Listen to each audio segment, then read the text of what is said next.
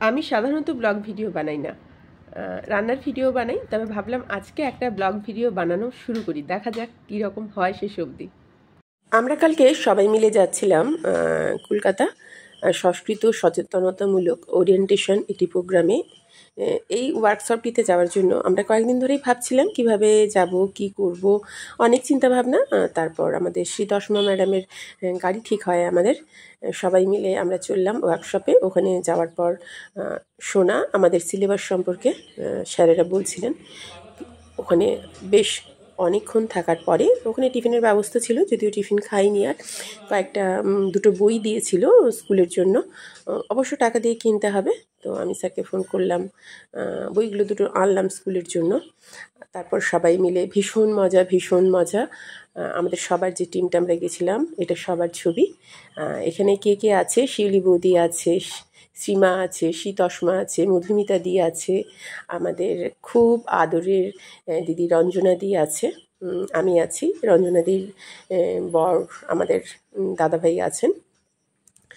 পিনাকিদা ভীষণ ভালো মনের মানুষ, আমার তো দাদাকে ভীষণ ভালো লাগে।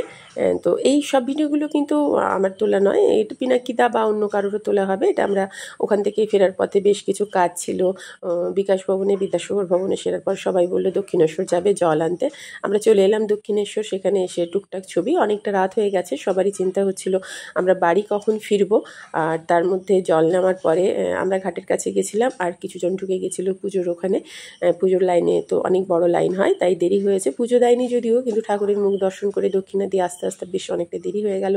আমরা বাইরে বেরিয়ে একটু খাওয়া দাওয়াও করেছি, সেই ছবিগুলো আর এখানে দেওয়া হয়নি। দক্ষিণেশ্বর আমি অনেক দিন পরে গেলাম। যে রাস্তাটা দেখালাম, ওই রাস্তাটা আগে এরকম ছিল না, পুরোপুরি অন্যরকম ছিল। আমরা যখন জল নিতে ঘাটের দিকে গেছিলাম, ওই আলোগুলো ভীষণ সুন্দর লাগছিল। আমি চারিদিকটা ঘুরে ঘুরে দেখছিলাম। যখন রবীন্দ্রভারতীতে পড়তাম তখন এই জায়গাটা ছিল আমার ভীষণ প্রিয়, আমি প্রায় যেতাম। অনেক সময় মন খারাপে বসে থাকতাম এই ঘাটটাতে। আর এই আলোগুলো দেখতে চেয়ে আমার কি ভালো লাগে বলে বোঝাবো না, পারবো না, কারণ কালকে সময়ের অভাব ছিল তাই বুঝতে পারিনি। এখানে রঞ্জনা দি আছে আর আমাদের দাদাভাই আছে।